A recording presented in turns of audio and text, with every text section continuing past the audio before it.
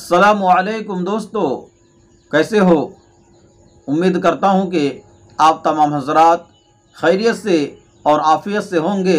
अल्लाह ताला आप लोगों को ऐसे ही खुश रखे।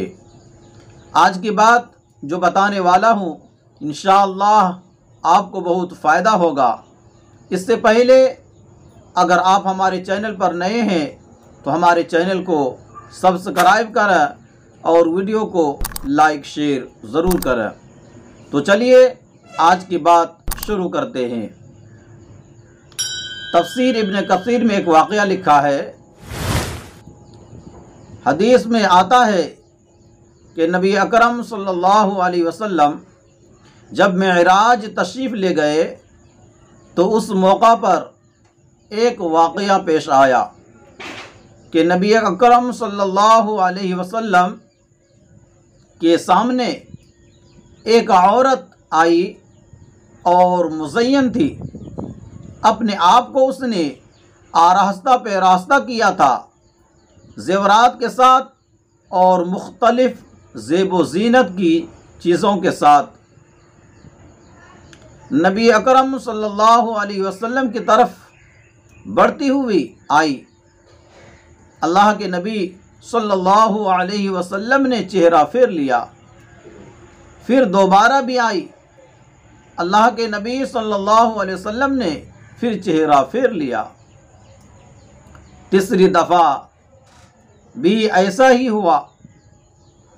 जिब्रील अमीन अलैहिस्सलाम ने आगे बढ़ने के बाद नबी अकरम सल्लल्लाहु अलैहि वसल्लम से दरियाफ्त किया, या रसूलुल्लाह सल्लल्लाहु अलैहि वसल्लम, आपने पहचाना कि यह औरत कौन थी?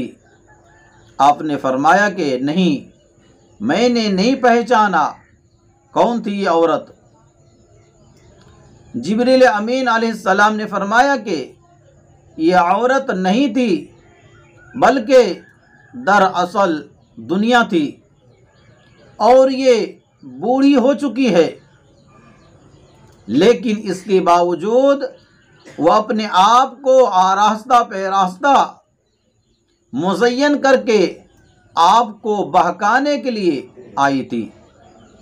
आपने बहुत अच्छा किया कि उसकी तरफ नज़र भी नहीं उठाई।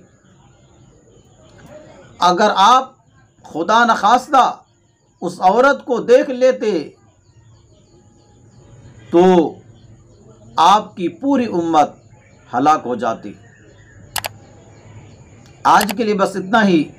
अपना ख्याल रखें। खुदा हाफिज़। अस्सलामु अलैकुम व रहमतुल्लाहि व बरकातुहू।